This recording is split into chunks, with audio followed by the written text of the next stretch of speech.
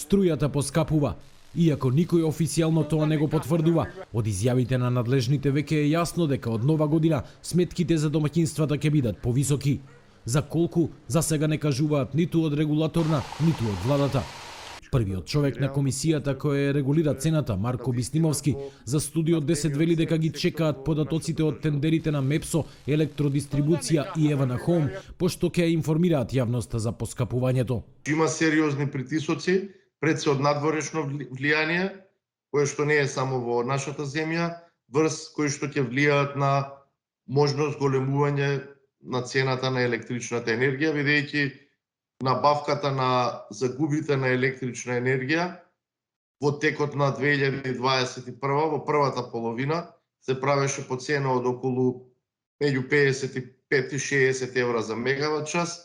Оние податоци кои што ги имаме токму денешниот ден е дека цената на берзата на УПЕК се некаде околу 230 до 250 евра за мегават час во зависност од пазарниот продукт.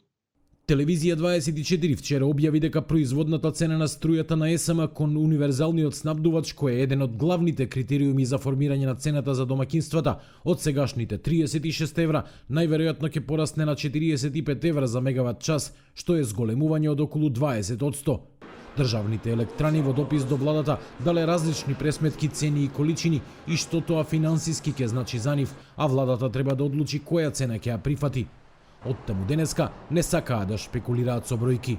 Досега на владините седници не е разговарано за ова, така што сите овие бројки се сепак во сфера на непотврдени информации, односно до оној момент додека владата не донесе конечна одлука, немаме конкретен процент за поскапување.